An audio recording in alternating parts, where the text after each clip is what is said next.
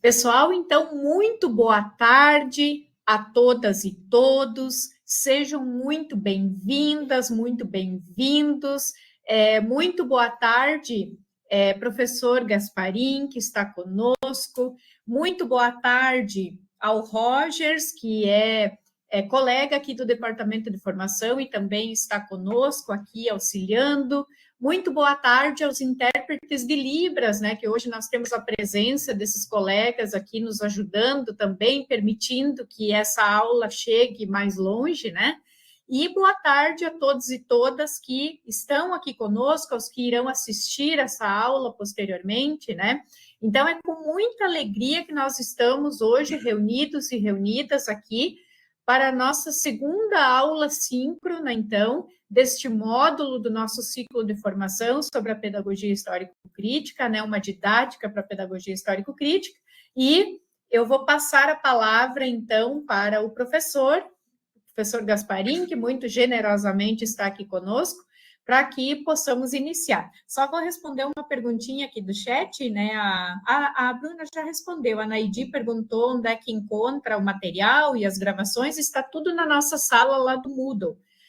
Se porventura tem alguém que não está inscrito na sala, só me fala que depois a gente já coloca lá na sala, os materiais estão todos lá, inclusive a gravação da última aula, tá certo? Obrigada, então, uma boa aula e passo a palavra, então, ao nosso querido professor Gasparim. Sejam bem-vindos e bem-vindas, sintam-se acolhidas e acolhidos. Tá bom. Obrigado, professora Eliane, boa tarde para você e cumprimento a todos os professores e todas as professoras que estarão conosco nesta tarde, trabalhando juntos para a construção daquilo que é a nossa profissão, o processo de ensino, aprendizagem, o processo de pesquisa, o processo acadêmico, dentro do qual nós estamos inseridos e com o qual nós trabalhamos como profissionais.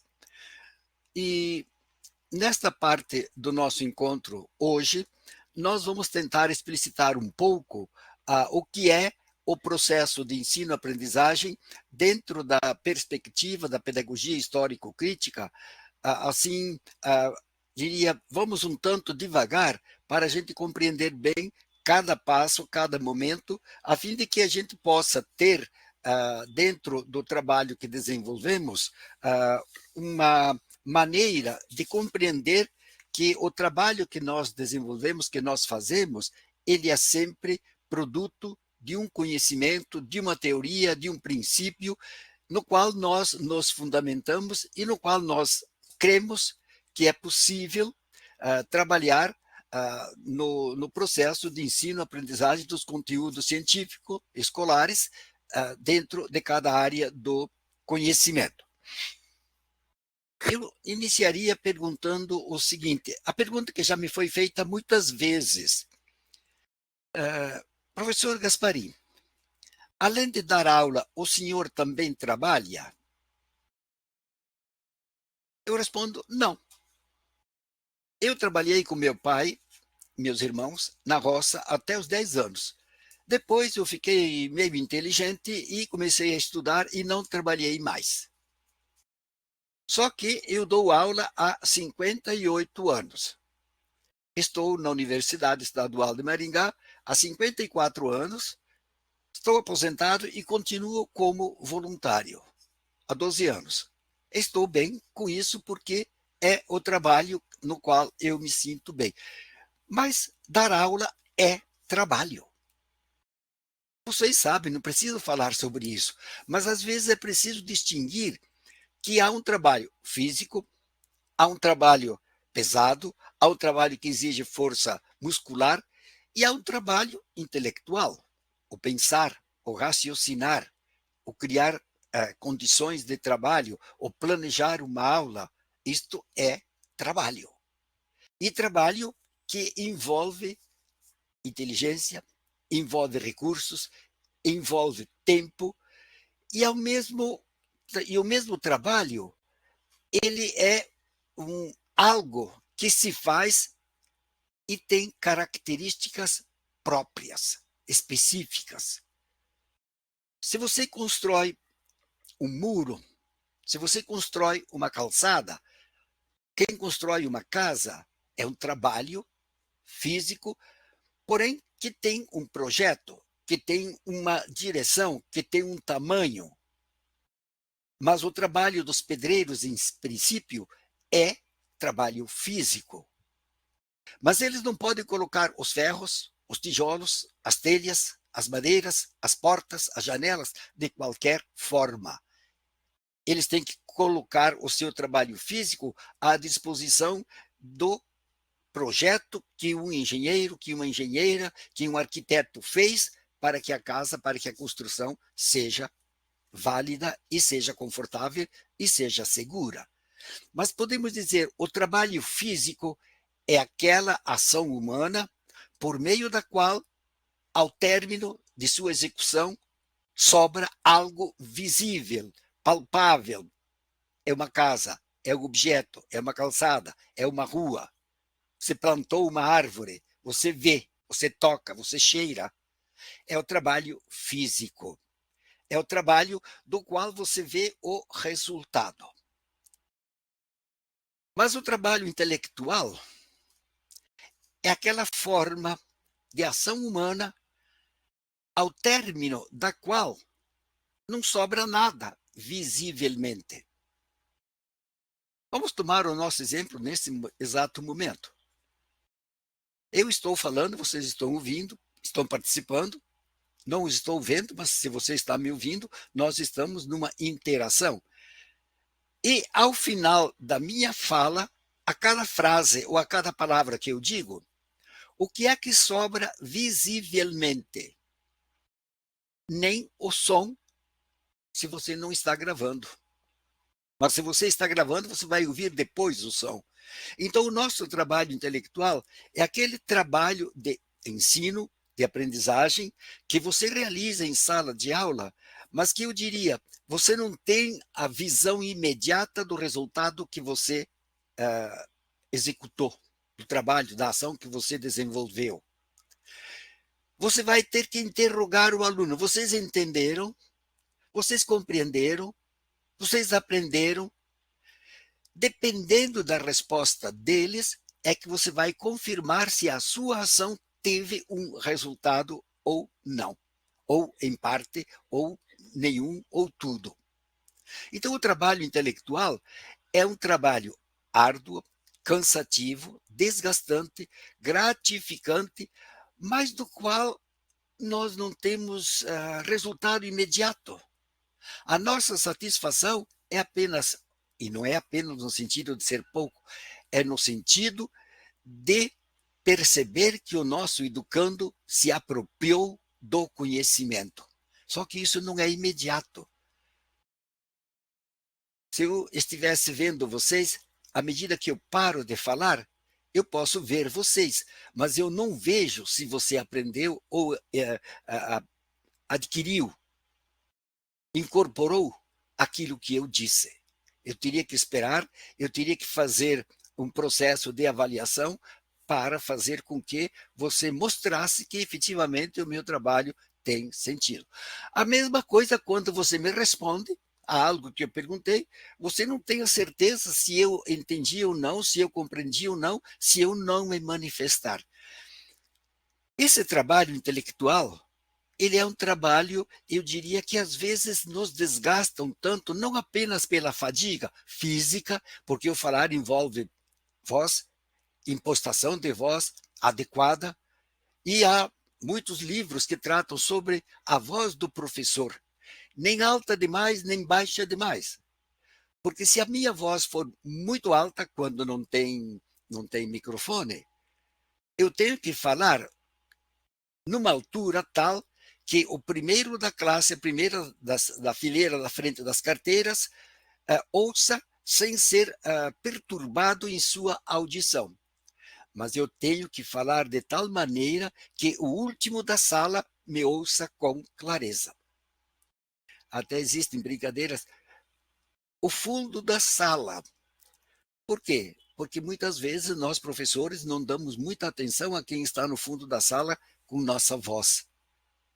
Quem está na frente ouve, quem está no fundo ouve ao vizinho, ao colega, etc. Mas eu quero dizer o seguinte: dar aula, preparar aula, o processo de ensino-aprendizagem é trabalho. É trabalho físico, porque você se desloca, você vai, você prepara, você tem o material, você tem os livros, você tem sua voz, você tem seus gestos, mas é um trabalho intelectual, que se faz e se consome ao mesmo tempo. Se consome visivelmente, porque no seu intelecto, na sua memória, na sua inteligência, nas suas capacidades mentais, você retém aquilo que lhe interessa, aquilo que lhe chamou a atenção, aquilo que bateu com você. Acho interessante, se eu trabalho com 40 alunos o mesmo conteúdo, por que nem todos aprendem da mesma maneira como eu ensinei? Porque é óbvio, o meu conteúdo eu o trabalho de mim para 40. Só que os 40 me ouvem, me veem com o referencial que eles têm. Aquilo que eu digo, aquilo que eu explico, aquilo que eu ensino, pode ser que interesse aos educandos, pode ser que não.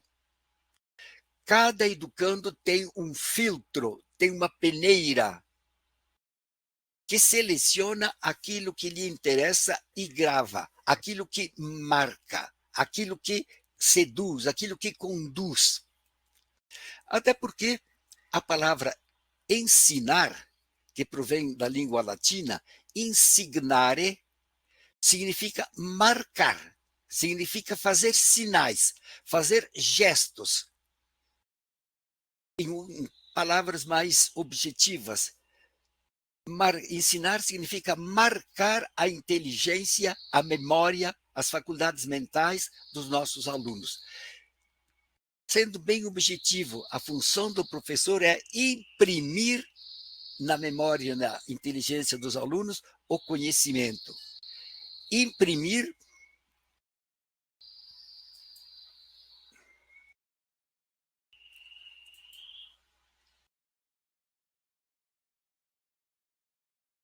voltou a imagem? Não? A imagem não voltou, mas estamos lhe ouvindo, professor.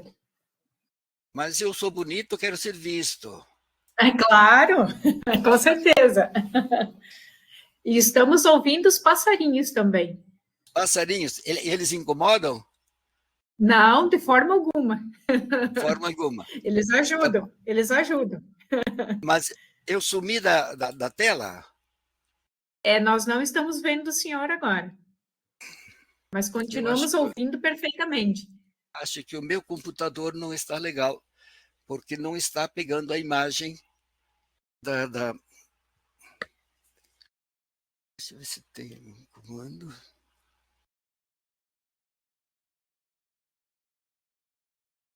Nem agora? Ainda não, professor. Aparece a minha imagem aqui, mas não aparece lá. Opa, agora sim. Agora sim, Agora que sim. enfim. Agora Tá sim. bom. Legal, legal. Tudo bem. Tá certo. Então, estava fazendo uma reflexão sobre o trabalho que nós desenvolvemos e que o ensinar é marcar os nossos alunos. Os mais velhos, mais antigos, mais ricos em experiências, nem tanto como eu, porque eu só tenho 83 anos, mas quem é mais velho, mais antigo do que eu, pode lembrar-se que no tempo da palmatória, que é aquela espátula de madeira, como se fosse uma concha achatada, e com alguns furinhos, que era para bater na bunda das crianças que não aprendessem. E era para bater com força, porque se dizia, apanhando se aprende. Muito bem. Gostei do intérprete porque ele está fazendo o gesto antes de mim. Isso é muito bom, ele já sabe das coisas. Parabéns, Everton. Está ótimo. Então, vejam, não precisa bater fisicamente no aluno, mas o meu ensino, a minha voz, o meu conteúdo que eu transmito vai até o educando. E ele deve marcar o educando. Ensinar significa fazer sinais, fazer gestos, fazer marcas. Mas isso é por parte do professor. Por parte do aluno, é exatamente o contrário. O aluno está preocupado em aprender, que é o reverso do ensinar. Aprender, também pela sua etimologia do latim, significa do verbo apprehendere, daí vem apreender em português. Apprehendere, ou aprender em português, significa agarrar, abraçar, receber, incorporar. Isto significa que aquilo que eu recebo, eu incorporo, que é um processo diferente do ensinar, em quem eu envio um conteúdo e o aluno, pelo ato contrário, recebe esse conteúdo e o torna seu. De tal maneira que ele possa dizer, eu aprendi. E quando você aprende, você já selecionou aquilo que marcou você. Por isso que muitas vezes aquilo que nós ensinamos não atinge a memória e a inteligência dos alunos. Por quê? Porque não lhe diz respeito imediato. Ele pode até decorar, mas ele poderá não aprender.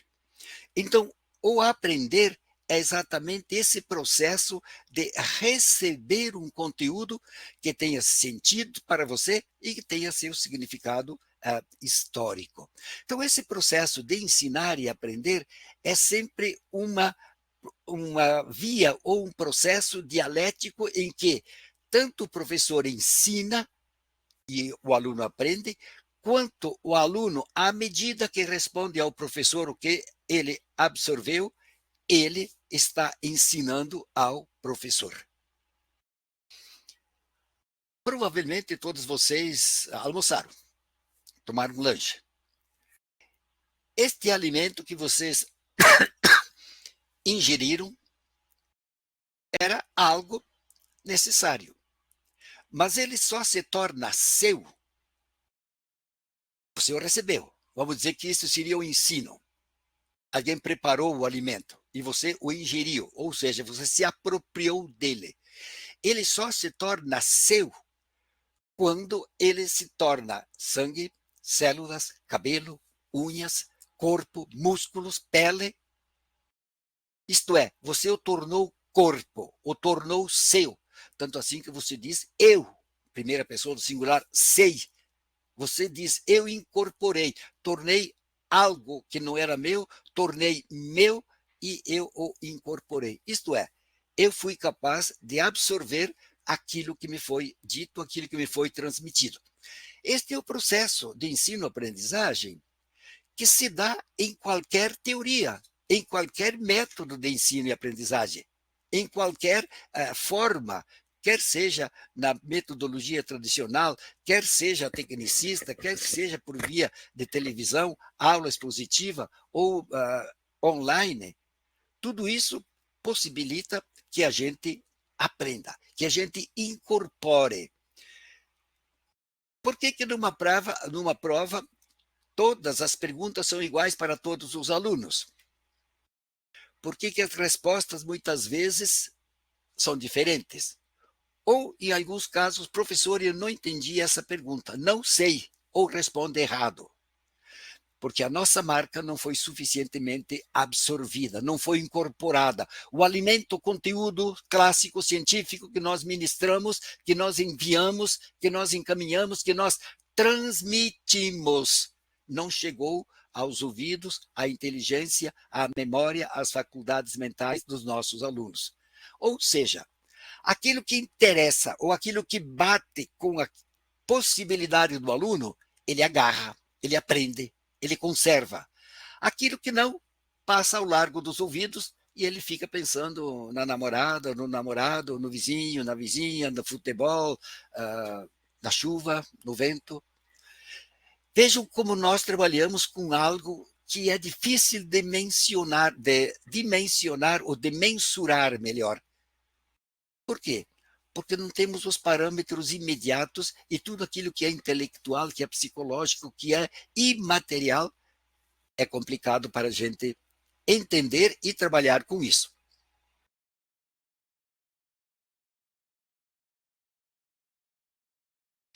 Mas isso não deve nos desestimular de nossa profissão. Se vocês comparam a glória de um médico é quando ele cura um paciente. Só que esse médico tem certeza que esse paciente vai morrer. Pode ser que não imediatamente, agora estou curado. Mas mais adiante o destino pode ser que volte para o mesmo médico. Mas não é garantia de vida eterna o trabalho do médico. Não é garantia de vida eterna que o construtor, o engenheiro de uma ponte, ela um dia não possa cair. Então, nós temos que ser capazes de absorver, de introjetar, de incorporar aquilo que nos convém e aquilo que nos é desagradável, ser capazes de vencer também. Porque nem todos os remédios são doces. E não é porque são amargos que os médicos deixam de receitá-los. Por isso é que nós também temos que ser capazes de fazer com que o nosso trabalho docente e discente seja assim feito de tal maneira que a gente possa confirmar aquilo que a gente sabia e ao mesmo tempo superar aquilo que nos é desconhecido. Vejam, nesse momento eu sou o professor, vocês são meus alunos. Por que vocês são meus alunos? Vocês não são alunos, vocês são professores, vocês são profissionais, vocês sabem dar aula. Vocês foram contratados porque têm título, mestrado, doutorado, especialização, graduação. Vocês têm competência, é por isso que vocês foram contratados. Me cabe ensiná-los? Não. Todavia, se aquilo que a gente reflete junto ou juntos pode nos auxiliar, vamos trabalhar de tal maneira que a gente possa dizer: eu cresço, eu vou além, mas as nossas posições nos distinguem. Eu diria de classes sociais, não de classes sociais, mas de classes assim de profissão. A profissão professor é diferente da profissão aluno. De tal forma que, quando eu fui fazer minha seleção de doutorado na PUC em São Paulo, fiz o processo e fui aprovado. Aí fui fazer a minha matrícula. Eu era professor já da Universidade Estadual de Maringá, contratado, concursado, e cheguei lá na PUC, na secretaria, fui fazer a matrícula, e a secretária me perguntou: quem você é? Já fiquei meio assim, né? Porque quem você é? Eu sou professor, eu tenho título, sou professor concursado. Bom, quem você é? Digo, sou o professor João Luiz Gasparini, da Universidade Estadual de Maringá. Ah, que bom. Aqui o senhor é aluno. Acabou o meu status. Eu era professor, agora sou aluno. Claro que às vezes o comportamento de aluno é mais interessante do que o professor. O professor não pode matar a aula, o aluno às vezes pode. Bem, apenas para dizer que nós todos somos ao mesmo tempo ensinantes e aprendentes. De tal forma que o meu ensino se torne uma aprendizagem para o aluno e que o ensino do aluno para mim seja também uma aprendizagem. Ou seja, se a gente quisesse unir as duas palavras, ensino e aprendizagem, nós poderíamos dizer que a essência do processo é a ensinagem, o ensino e a aprendizagem ao mesmo tempo. Isso não nos empobrece, muito pelo contrário, nós estamos num processo de permanente aprendizagem dentro da realidade onde nós vamos. É interessante observar que para aprender não é necessário ir à escola. Nós aprendemos a falar a nossa língua materna provavelmente sem ir à escola. Então, para que ir à escola? Nós falamos português, para que ir à escola fazer um curso ou uma língua, ou estudar uma língua portuguesa 3, 4 horas por semana, sendo que eu sei falar. A função da escola não é ensinar o cotidiano, não é ensinar o senso comum, não é ensinar aquilo que pode ser aprendido fora, além da escola. A escola tem um processo próprio, específico, de ensino e aprendizagem do conhecimento científico, filosófico, artístico, religioso da sociedade humana. Mas eu posso aprender o conteúdo científico fora da sala de aula. Ótimo. Esse é um dos grandes nossos problemas de professores. Os alunos sabem. Por quê? O conhecimento não está mais apenas no professor. Está na biblioteca, que raramente é consultada, está no notebook, está no celular, está no computador, está nos meios sociais, está em todas as formas que não são escolares. E daí, como fica a nossa profissão? Devagar, nós continuaremos necessários. Mesmo com educação à distância, em que podemos falar para 10 pessoas ou para 10.000, e todos nos ouvem e nos veem, nós continuamos necessários como profissionais da educação, tentando responder a cada momento histórico, com o nosso conteúdo, com o nosso ensinamento, com o nosso processo de ensino-aprendizagem de um determinado conteúdo. Acho que na aula passada, no encontro passado, não me recordo o nome, alguém me perguntou, mas tem que ensinar conteúdo hoje?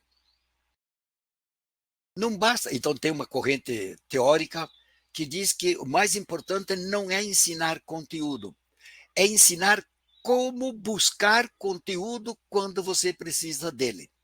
É o ensinar a ensinar da velha já escola nova. Por quê?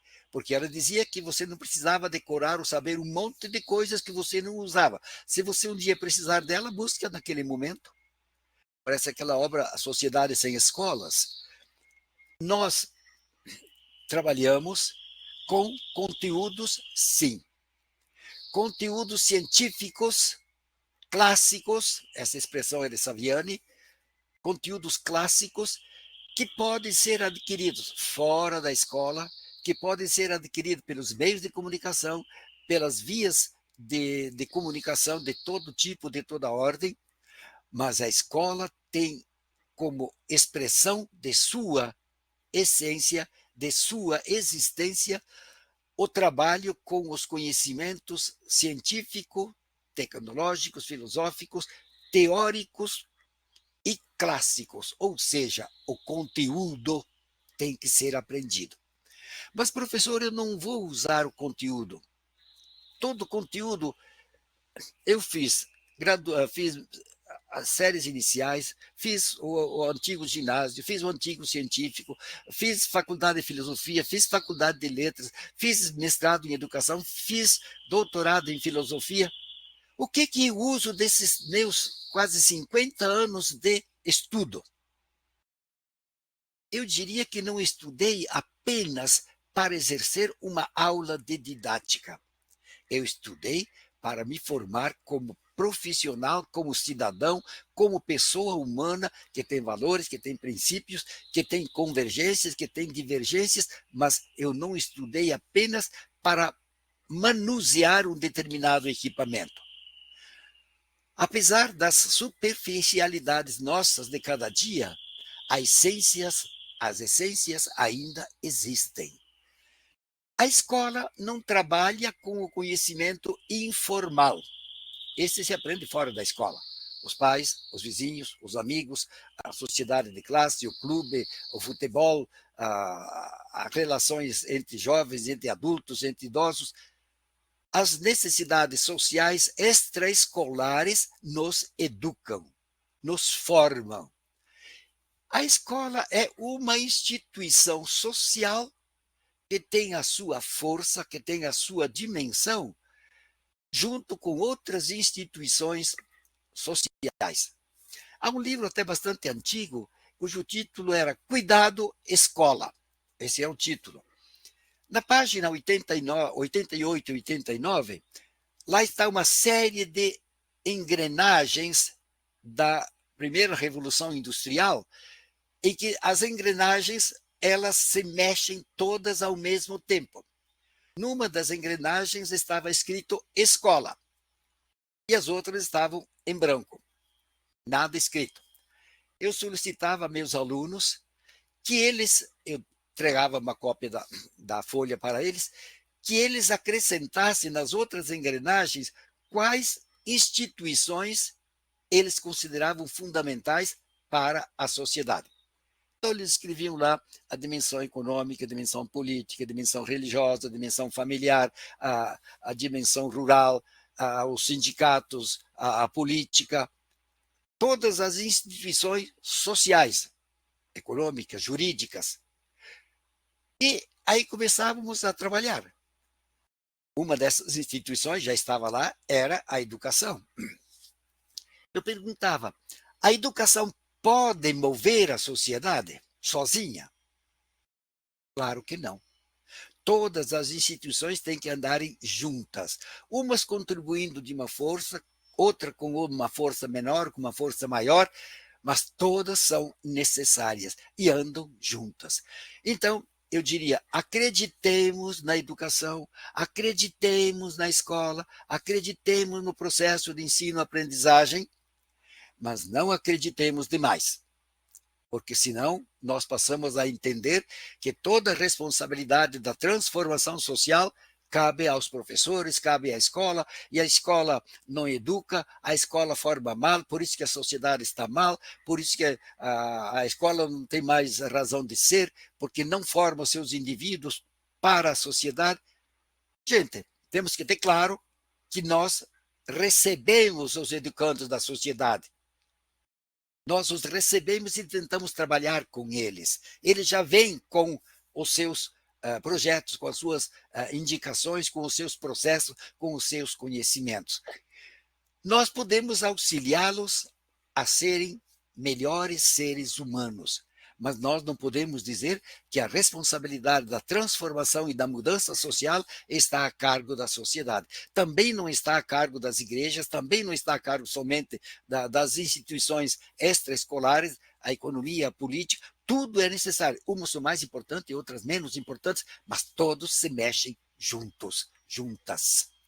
É nesse processo que nós conseguimos ou pretendemos trabalhar.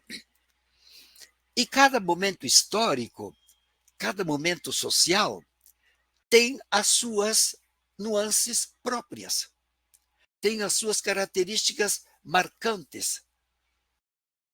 Isto significa que a escola, que a educação, vamos falar de escola, ela é sempre uma expressão das necessidades sociais.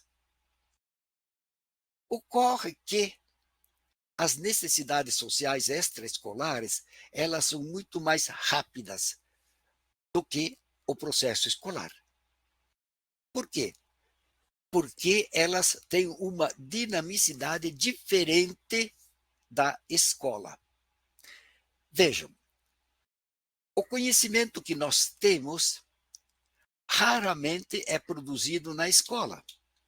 Nós nos apropriamos, nós professores, nos apropriamos do conhecimento que já está posto, que já está instituído, que já está curriculado, que já foi produzido historicamente e está posto à disposição de todos.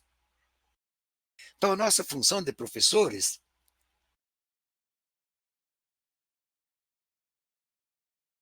consiste em sermos capazes de nos apropriar intelectualmente deste conhecimento, deste conteúdo, e reparti-lo, transmiti-los, esses conhecimentos, para os nossos educandos. Lembre-se que a palavra transmitir significa tomar um objeto de um determinado lugar e levá-lo para outro. Isso é transmissão. O conhecimento que, às vezes, o educando tem, com bastante clareza, mas nem sempre o conteúdo é sistematizado por si fora da escola. Por isso que a escola trabalha com o conhecimento sistematizado, ou seja, curriculado, proposto, selecionado dentre, digamos assim, o caldeirão do conhecimento científico. A escola e os professores em cada área do conhecimento têm que se apropriar daquele conhecimento que é mais necessário para a sociedade hoje. Então, eu diria que o professor não ensina aquilo que ele quer, ele ensina aquilo que é necessário hoje. Ou seja, a escola tem que ser uma resposta à sociedade por meio da educação, por meio do conhecimento historicamente produzido e acumulado e posto à disposição de todos e do qual nós nos servimos para exercermos a nossa profissão. Poderão me dizer o seguinte, mas adianta aprender conteúdos se os conteúdos se desatualizam com tamanha rapidez? Os conteúdos que nós aprendemos, que eu aprendi há 50 anos atrás, são os mesmos hoje? As revoluções que se passaram na sociedade e na educação são enormes. Ou seja, eu tenho que me apropriar hoje dos conhecimentos necessários para o hoje. Mas não se joga fora uma árvore ou uma árvore frutífera por si mesma. Não, porque eu não gostei das raízes. Mas uma árvore sem raízes é meio difícil de sobreviver. Não, mas para mim importa o fruto. Eu vou colher a bergamota, vou colher a tangerina, vou colher a laranja, a pera, a maçã. A mim interessa isso.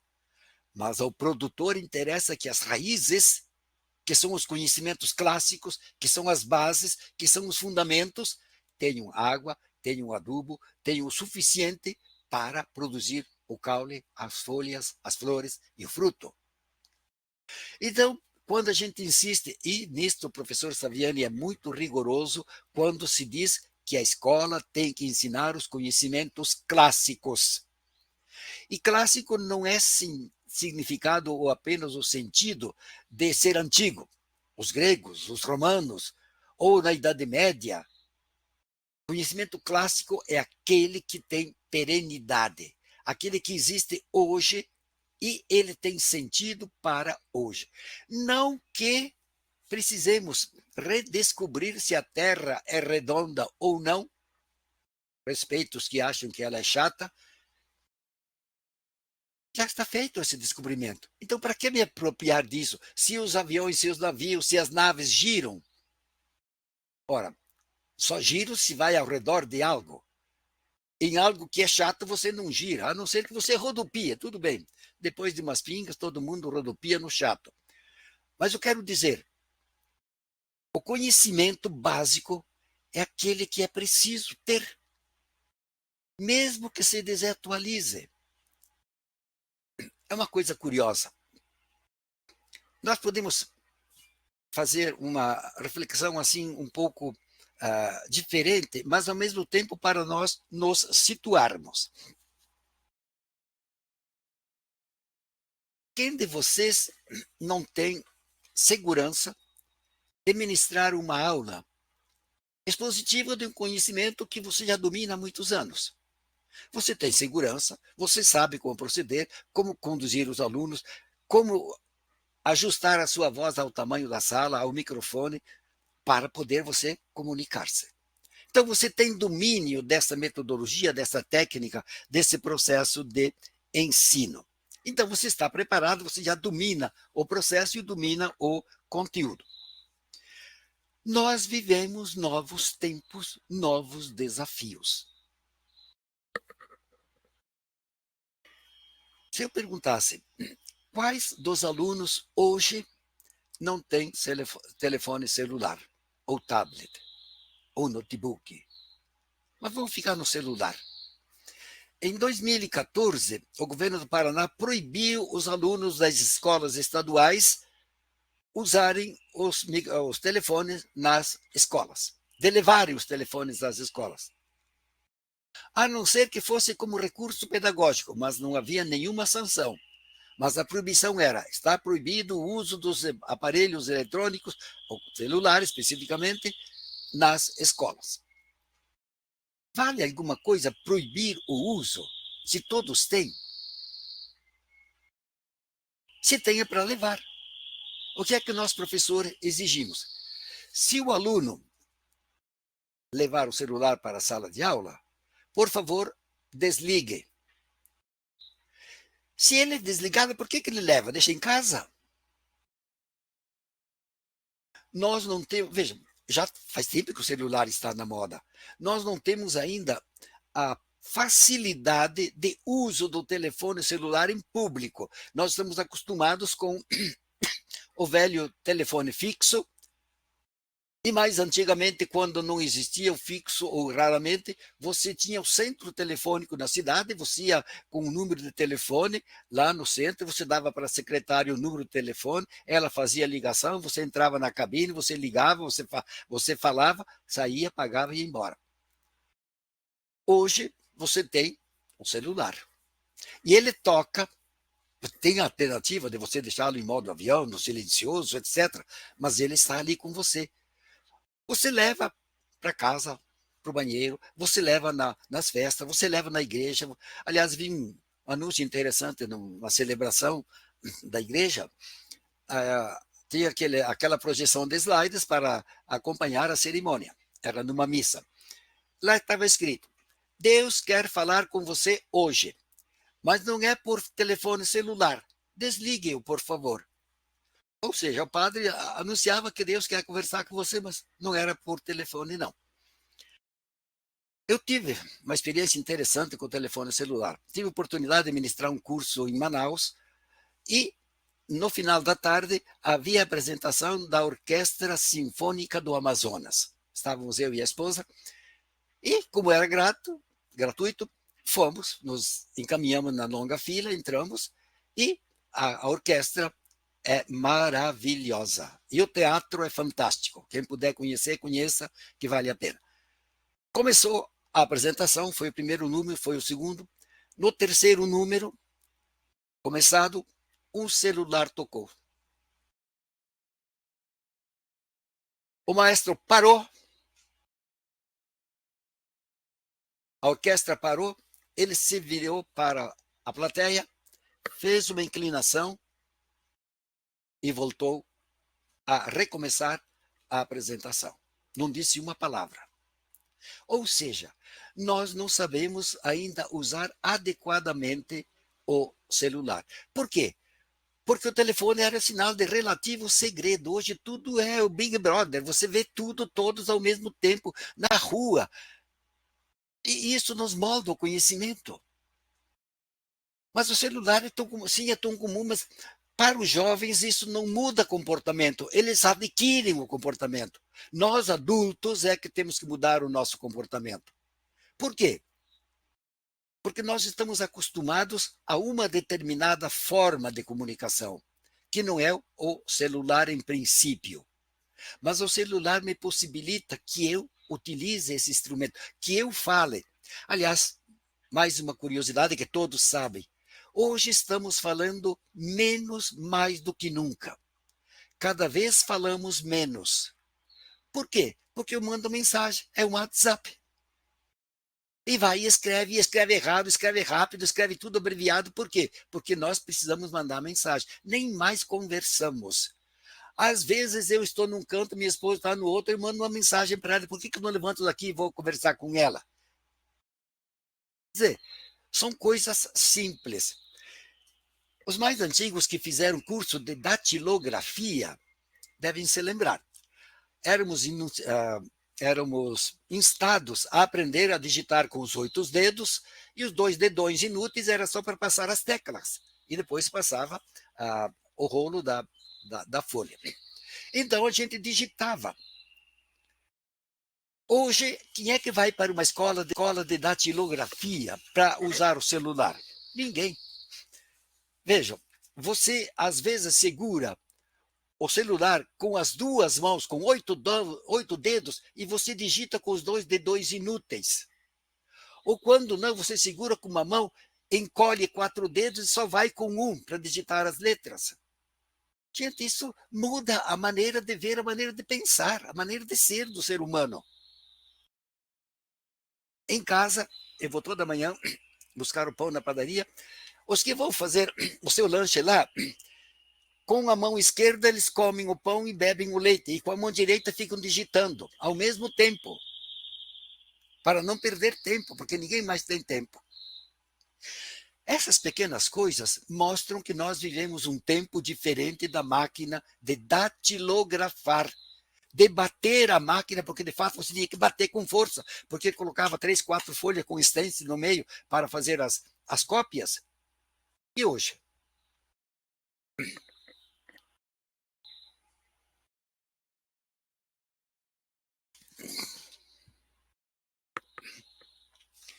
Nós vivemos um novo tempo. Todos sabem, não preciso falar sobre isso, mas para situar a pedagogia histórico-crítica é preciso que a gente pense um pouquinho hoje, porque nós temos que responder a esse tempo nosso. Nós vivemos novos tempos. Nós vivemos a maior parte da nossa comunicação online. Onde estão as festas? Festa de casamento é você ir lá, quando muito assistir a cerimônia religiosa, depois vai comer, beber e vai para casa. As festas religiosas que antigamente se faziam, que duravam um dia, 2, hoje você vai lá para comer, beber e ir embora. A festa é ir a um restaurante onde você entra, come, bebe, e 2 horas depois você tem que sair porque tem outro na espera. Ou então isso mais prático ainda, na refeições por quilo, em que você tem que ir lá comer rápido porque tem fila esperando a mesa para sentar e comer também. Isso é o nosso cotidiano. Nós vivemos, nesse exato momento aqui, agora 10 para as 4, nós estamos no ensino à distância, num ensino longe, num ensino em que vocês estão me vendo, e essa pessoa não sou eu, sou apenas a minha imagem que está ali com vocês. Nós temos o ensino remoto, o ensino híbrido, o homeschooling, ensinar em casa. Ótimo, não tenho nada contra. Eu quero ver o profissional que pode se dedicar o dia inteiro ganhando o sustento, ensinando os seus filhos em casa, sem trabalhar para ganhar o seu sustento. É possível? É. Não sou contra. Apenas nós temos que ser capazes de vivermos convivermos com a educação domiciliar, que eu acho que ela é fantástica e boa, não tenho nada contra, mas é preciso que a gente tenha condições de exercê-las. Diante disso, nós temos novas formas de ensinar, novas formas de aprender, novos alunos diferentes em seus pensamentos, em suas ideias, em seus modos de ser. Mas isso não é novo. O dia que puderem ler as primeiras estrofes, não aconselho a leitura toda, mas se quiserem, é muito bom. Tenho os Lusíadas de Camões. Só tenho à mão um livro de religião, um livro de mitologia, a história antiga, a história inteira de Portugal, de Vasco da Gama, de todas as conquistas portuguesas, porque Camões narrou os Lusíadas, os portugueses, os descendentes daqueles, os feitos. Camões não criou os feitos de Portugal, ele narrou em poesia, em poema, os feitos de Portugal. E numa das suas primeiras estrofes, ele diz o seguinte: teremos que navegar por mares nunca dantes navegados.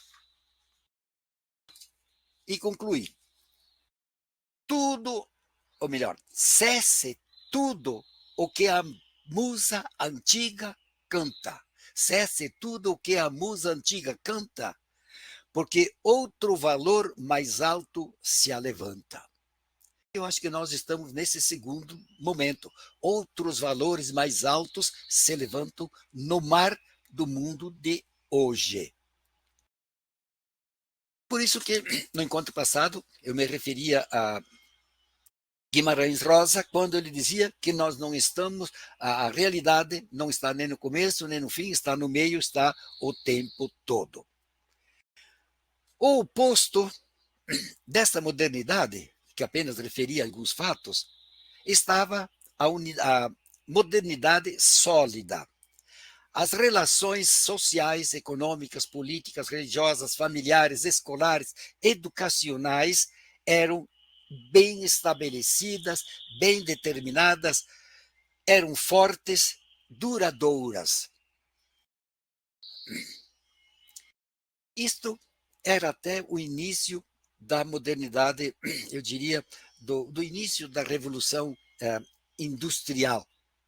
E mais recentemente, no nosso século, ou no século passado, da década de 60 para cá, quando as coisas se aceleraram. Parece que o tempo voa cada vez mais rápido. O relógio não marca isso. Não existe maior ou menor velocidade dos astros. O que existe é a nossa concepção de tempo. Essas nossas relações de hoje já não são mais fortes, estáticas, elas são fugazes, frágeis, como os líquidos. Existe um autor, Zygmunt Bauman, que fala dos tempos líquidos. Ele tem mais de 40 livros escritos, todos eles falando de amor líquido, justiça líquida, educação líquida, comércio líquido, relações sociais líquidas, relações familiares líquidas, amor líquido. Por quê? Porque nossa sociedade, tudo é volátil, tudo é imaginário, tudo é, vamos dizer assim, passageiro. Não existe algo duradouro que pode, vamos dizer, qual é o ensinamento que a gente dá hoje para que dure para a vida inteira? Pode ser que dure, tem que durar, mas nós estamos sempre, a cada dia, com conhecimentos novos. E basta ver vocês que têm a mão, eu estava falando do telefone celular, nós vivemos na imaterialidade, ou inapalpável, vivemos online. O que tem dentro de um celular? Abra. Pegue uma chave de fenda, abra. O que tem dentro? Nada. Um montinho de ferros, de ligações, você não encontra nada lá dentro. Você tem um mundo lá dentro, você tem tudo lá dentro. Só que só no online, só na imagem, só na fala, ou só na volatilidade. As coisas mudam e querem que a gente continue igual, ensinando sempre da mesma forma, da mesma maneira, em sala de aula, sendo que os nossos alunos são fruto deste momento aqui. O que interessa os nossos alunos aprenderem? Ontem eu analisei uma tese, fiz parte da banca de uma tese de doutorado para qualificação, em que a professora se dedicou a ensinar para os alunos do 4º ano do ensino fundamental a carta de reclamação e notícia. Eram os dois assuntos a serem tratados. A tese dela foi sobre isso. Eu me perguntei para ela, meio brincando, a criança está interessada hoje em elaborar uma carta de reclamação para enviá-la a um vereador, enviá-la a um diretor da escola, uma autoridade? No entanto, faz parte. Aí tem a carta de reclamação escrita e tem a carta online. Então, não deixa de ser carta, não deixa de ser forma de comunicação. E quem é que pode escrever uma carta de reclamação? Vejam que as coisas mudam. Hoje você tem a possibilidade de falar de onde você quiser.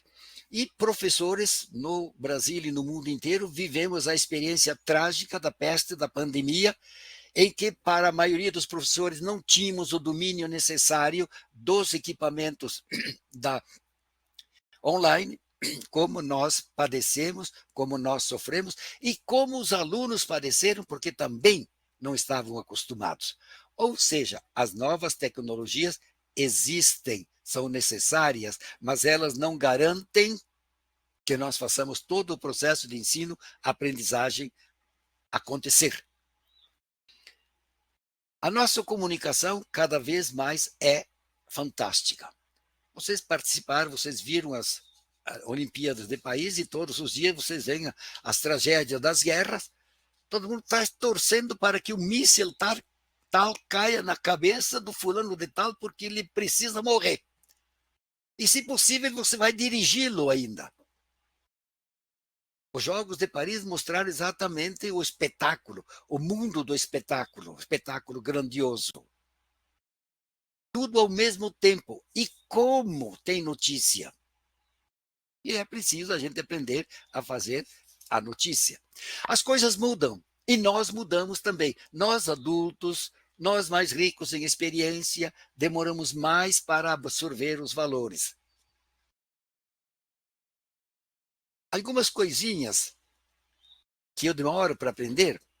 O meu neto, que tem 8 anos, é autista e ele quer o celular, porque ele tem os joguinhos dele. E eu dou para ele celular e ele me devolve: não, vovô, eu tenho que digitar a senha. Às vezes eu finjo que não sei, ele pega meu dedo e me cutuca, me diz onde está o número da senha para ele abrir o celular. Ou seja, para eu fazer isso, eu tenho que mudar um comportamento. A criança não vai mudar o comportamento, a criança vai adquirir um comportamento. É diferente. Muitas vezes nós dizemos: os jovens de hoje têm que mudar comportamento. Não tem que mudar, eles estão adquirindo um comportamento. Se já adquiriram um comportamento que não é aceitável socialmente, ele tem que mudar. Mas a criança está aprendendo conhecimentos, aprendendo comportamentos. Então é diferente de mudar comportamentos. Para fechar essa primeira parte, o pagamento se fazia por troca de objetos. Eu te dou um saco de milho, você me dá um saco de trigo. Eu te dou um saco de farinha, você me devolve um saco de milho, você me devolve meio saco de farinha. Ou trocamos um boi por uma cabra, por um lote de cabras. Ou seja, era na base do escambo. Depois veio a moeda, veio o dinheiro, veio o papel. Pagamos em dinheiro. Pensem um pouquinho, por que quando foi criada a nota de R$ 200 para facilitar quem recebia o Bolsa Família, ou a Bolsa Auxílio, Bolsa não sei mais o quê, ia lá no banco e sacava uma nota de R$ 200 e ia à padaria comprar um pão que custava R$ 2, R$ 1,50. E dava uma nota de 200. Depois pensem. Mas vejam, formas de pagamento. O cheque substitui o dinheiro sonante. Hoje não precisa mais nem cheque, os bancos não estão aceitando mais cheques. Por quê? Porque se faz o pagamento por Pix, por cartão. E as coisas mudam. Eu gosto toda semana, todo sábado de manhã, eu vou fazer a feira para colher as verduras e os legumes para a semana na feira do produtor. Eu faço isso há mais de 20 anos. E, atualmente, a maioria das bancas tem cartão ou Pix. Então, acho curioso. A pessoa compra um pé de alface, que às vezes custa R$ 3, R$ 4, ou 5, quando muito, e você vai fazer um Pix para pagar um pé de alface. Gente, o nosso comportamento mudou socialmente. O dinheiro sonante, o dinheiro em moeda, o dinheiro em papel está sumindo. Então é preciso que a gente também seja capaz de entender que os nossos conteúdos clássicos têm que fazer a sua ação, o seu vamos dizer assim, recondicionamento para que sejam aceitáveis, para que sejam apreendidos, agarrados, absorvidos os conhecimentos da modernidade, mas também os conhecimentos científicos, tecnológicos, filosóficos, que são necessários como base, os conhecimentos clássicos. Não se passa imune sem esses conhecimentos básicos. Há valores que são mais permanentes e há valores que são mais transitórios, mas um dos grandes valores do nosso tempo hoje é a transitoriedade das coisas. As coisas passam muito rapidamente. Muitos anos antes de Cristo, um pensador romano, latino, dizia: o tempo foge. Portanto, há mais de 3.000 anos se dizia: o tempo urge, o tempo foge. Ou seja, parece que estamos falando para os nossos tempos de hoje. O tempo passa rápido demais, não dá tempo de fazer mais nada. Não tenho tempo. Eu poderia fazer, mas olha, está tudo marcado. Isto significa que nós temos que começar a pensar também no nosso ensino à distância, como este, nosso ensino presencial, ou nosso ensino dos conteúdos que é preciso adquirir, porque mesmo que os conteúdos mudem, a essência, ela permanece. Ela permanece. Se vocês têm ali à mão aquele esquema que eu pedi para vocês terem, plano de trabalho docente e discente na perspectiva histórico-crítica, nós vamos trabalhar um pouquinho com esse hoje e nos próximos encontros, dentro desse quadro que eu acabei de apresentar um pouco, para que a gente possa situar a pedagogia histórico-crítica dentro disso.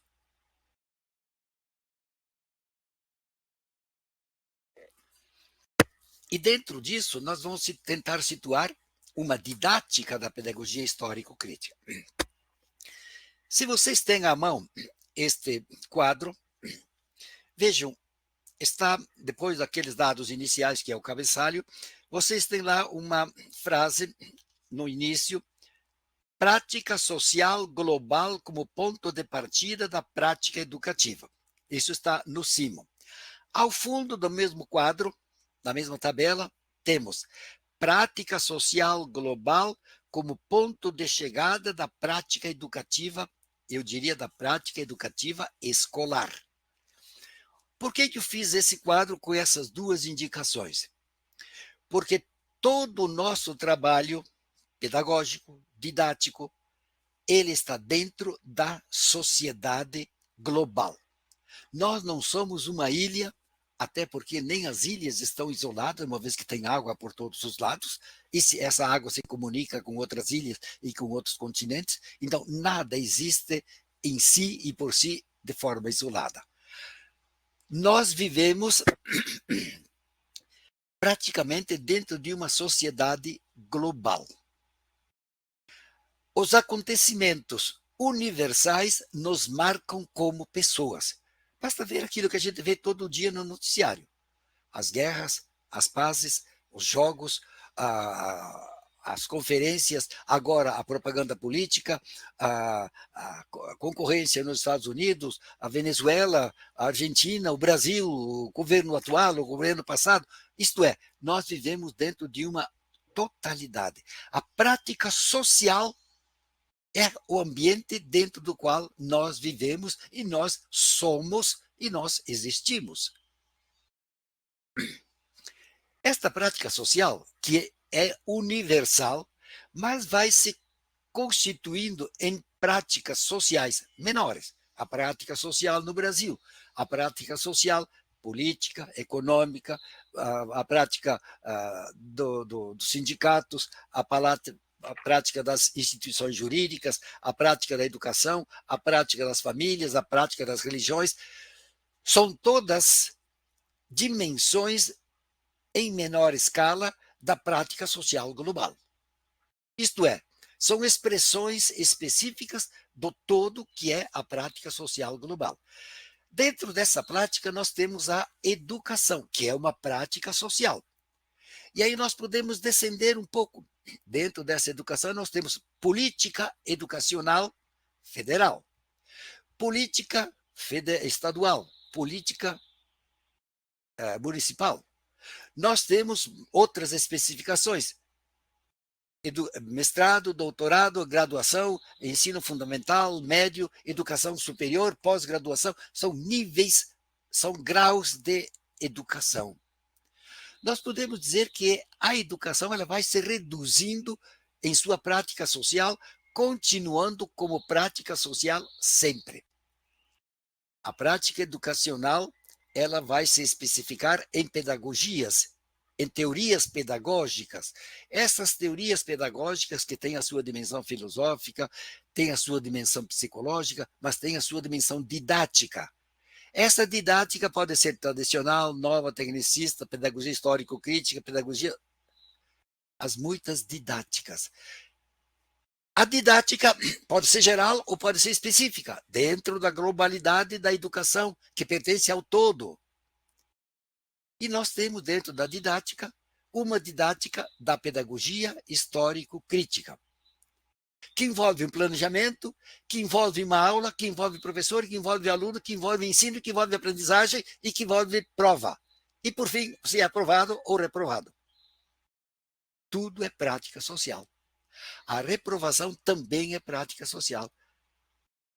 A aprovação escolar é prática social. Então, para começo e continuando a nossa conversa, nós nunca saímos da prática social. Nós, nesse exato momento, estamos numa prática social, educacional, visual, de imagem e não de pessoas, mas sempre de imagens hoje. Por quê? Porque é desta forma que nós estamos nos comunicando. Então, esta prática social como ponto de partida e como ponto de chegada lá embaixo, entendam, não é que só ela exista no começo e no fim do nosso processo educacional. Ela existe o tempo inteiro. Mas a impressão que dá, ela existe no começo e existe no fim. Não, ela existe o tempo todo. Só que eu teria que escrever a cada linha prática social. Não, calma. Para bom entendedor, meia palavra é suficiente. Isto é, nós vivemos dentro dessa prática social. Claro que nós podemos reduzi-la e temos que reduzi-la dentro do processo. Então, veja, nesse mesmo quadro, a primeira coluna à esquerda. Prática social escolar. Eu já retirei da prática social global a prática educacional, as políticas, e agora peguei um aspecto, a prática social escolar. Neste momento, nós estamos numa prática social escolar online.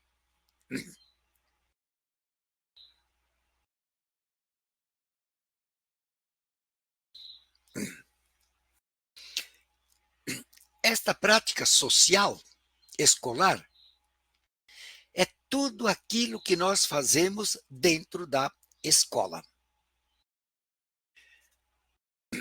Apenas para a gente situar-se, nós vamos trabalhar agora, nesse encontro e nos outros também, com a primeira coluna, prática social escolar. Depois nós teremos na coluna do meio, que é a maior, que se subdivide em 3 outras subcolunas, a teoria, e voltamos para a prática social extraescolar. Ou seja, nós entramos para a escola com um conteúdo, trabalhamos teoricamente esse conteúdo e saímos para a prática social. Não é que a prática social não exista esse tempo todo. Eu não saio da prática social. Eu permaneço inteiramente o tempo inteiro, o tempo todo, em prática social. Então, não se sai da prática social, se estuda e depois se volta para a prática. Não se volta para a prática. A gente fica na prática, nós estamos na prática. Mas eu mudei porque aprendi. Ótimo, é isso que você quer. Só que a prática social em si não mudou. Você é que mudou. Você é que percebe de forma diferente os conteúdos. Esta é a função da prática social. Vejam ainda no primeiro quadro, na primeira coluna. Nós temos síncrese, empírico, nível de desenvolvimento atual. Vamos lá. Quando falamos em síncrese, a palavra síncrese significa algo como uma totalidade. A criança, o jovem, o adulto, quem vai para a escola, não vai só com um caderno de português. Leva todos os cadernos e os livros necessários para amanhã, para a tarde, para a aula, como um todo. Só que a palavra síncrese significa que você tem um todo, mas ele não é tão claro ainda. Ele é um tanto caótico, um tanto confuso. Eu sei, mas não sei tudo. Não, mas eu sei. Se eu pergunto para o Joãozinho, Joãozinho, o que é água? Ô, professor, eu sei o que é água. água é para beber. Aliás, faço uma ressalva, que eu estou lidando com vocês, trabalhando com vocês com muito prazer, pedagogia histórico-crítica. Ocorre que os exemplos que eu tenho, eles são mais de ensino fundamental e alguns de ensino médio. Eu tenho trabalhado não tanto em cursos com professores especificamente. Eu tenho trabalhado com alguns cursos com professores de agronomia, mas não tenho trabalhado, sei que vocês, estou com dezenas de cursos diferentes, e os meus exemplos não se adaptam exatamente ao seu conteúdo, ao seu processo de ensino-aprendizagem, no sentido de que você não é com isso que você está trabalhando. Eu peço a gentileza de vocês tentem adequar o conteúdo e os exemplos que vou oferecendo, levem, façam um esforço intelectual, além de mim, e tentem aplicar para a disciplina, para a área do conhecimento em que você atua, em que você ministra, em que você é professor, é profissional da educação. Então, façam essa transmigração, eu diria, daquilo que eu vou expondo para vocês poderem colocar na área de vocês. Peço desculpas porque eu não tenho exemplo para cada um, até porque não sei exatamente quantos alunos são e quais as áreas. Mas vamos tentar nos entender. Sempre pensem no trabalho que vocês estão fazendo e como esta minha preocupação, como este meu trabalho pode auxiliar a melhorar o trabalho que você já faz. Sendo que, na pedagogia histórico-crítica, eu falo tanto para professores de ensino fundamental e médio e para professores do ensino superior, e nos meus cursos de graduação, onde eu trabalhei com essa metodologia por mais de 20 anos, eu recomendo e digo o seguinte: respeito o nível de conhecimento que você tem e o conhecimento que você possui sobre o conteúdo que eu vou trabalhar. Isto é, não me cabe ensinar a vocês, professores de ensino superior e mesmo ensino médio, como ministrar uma aula. Você sabe dar aula, você tem didática, você sabe como ministrar um determinado conteúdo. Portanto, não quero desmerecer, muito pelo contrário, elogio o conhecimento que você tem. Use-o da melhor forma para que você possa dizer: aquilo que o Gasparini disse me serve, não me serve. Selecione aquilo que eu disse no início. Aquilo que não interessar, passe ao largo. Rejeite, conteste, pergunte, solicite, esclareça. Mas eu diria: você tem um conhecimento, você sabe dar aula. Se a minha fala ajudar a você a ministrar uma aula melhor, parabéns, aproveite, é para isso que a gente está conversando. Mas não desqualifique aquilo que você sabe por aquilo que eu estou dizendo. Muito pelo contrário, gostaria que você o enriquecesse. Portanto, quando nós falamos em síncrese, é aquela visão geral que você tem. No outro extremo, do lado direito, nós temos síntese. Tem prática social extraescolar e síntese. Aí a gente vai ter que chegar na síntese, porque a síntese é essa visão total, ponto de partida. Esse ponto de partida será desmontado, será analisado, será trabalhado teoricamente. E aí você vai ter que resumir. Você vai contrastar aquilo que você sabe com aquilo que estou dizendo e você vai sintetizar. Nossa, o professor disse isso, eu concordo, não concordo, mas a minha postura de agora em diante vai ser a mesma, vai ser diferente, vai ser melhor, vou tentar, vou experimentar. É nesse sentido que a gente pretende trabalhar um pouco este quadro que está ali. Então, a síncrese é esta visão geral que você tem. Eu diria como se fosse falando em cinema, em televisão, é uma panorâmica, que você vê a paisagem inteira. A câmera que está voando, a tecnologia hoje nos mostra os drones sobrevoando os incêndios, sobrevoando as transmissões de jogos. Ou seja, a tecnologia está avançando. E eu esqueci de memorar, mas é sempre oportuno, que hoje temos a plataformização da educação. Há especialistas que preparam as aulas para todos os professores da rede estadual, por exemplo.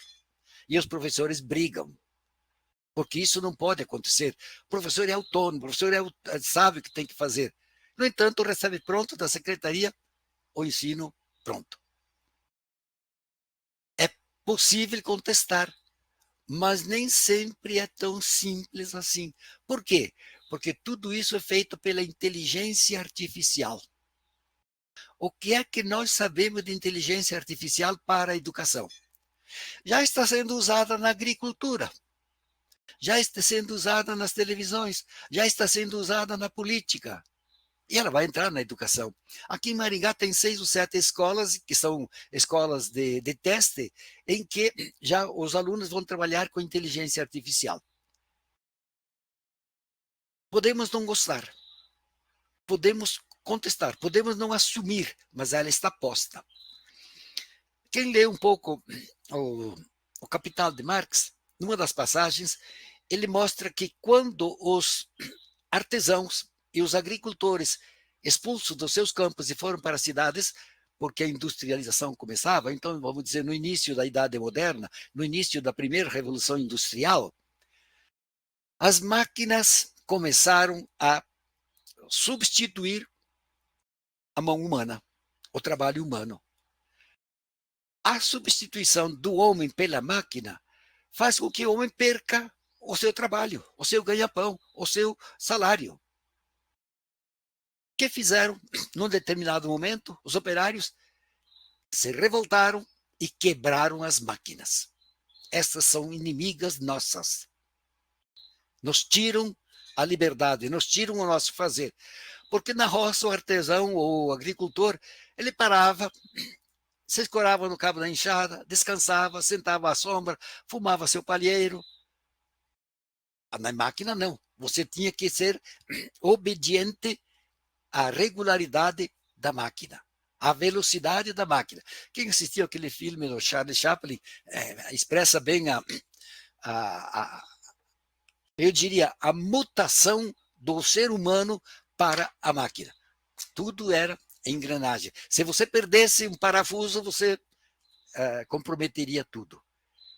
Então, nesse sentido, referindo-me à inteligência artificial, acho que não precisa quebrar a inteligência artificial, não precisa quebrar a plataformização da educação. Que isso representa uma força do capitalismo? Bom, e daí? É força do capitalismo, sim. Aqui para nós é. Vamos fazer o quê? A escola tem a força suficiente para derrubar o capitalismo? Podemos criar a consciência necessária. Isto sim, a nossa consciência tem que ser crítica. Não precisamos concordar. Temos que viver, mas também temos que ser capazes de contestar e de dizer a nossa palavra. Paulo Freire dizia que o aluno tem o direito de dizer a sua palavra. Bem, voltando ao nosso quadro. Portanto, a síncrese é esta visão geral. O empírico, no seu todo, no seu geral, é aquilo que eu vejo, aquilo que eu faço, aquilo que eu percebo, aquilo que eu noto, aquilo que é comum, aquilo que é possível de ver, tocar, cheirar, pensar, mas é sempre algo que, eu diria, parece à primeira vista, que é assim, mas a gente sabe que não é. Eu dei o exemplo no encontro passado do sol que nasce, sobe e desce. Isto é o empirismo. Eu vejo, eu percebo que é assim, mas a ciência me diz não é assim. Então o empirismo me diz isso. Eu vou dando o exemplo da água. Lá na sua região, na sua cidade, onde você mora, em Florianópolis, existe água suja quando chove? As enchentes lá do Rio Grande do Sul e agora a falta de água lá na Amazônia, as enchentes eram água limpa ou água suja? Existe, por acaso, água suja?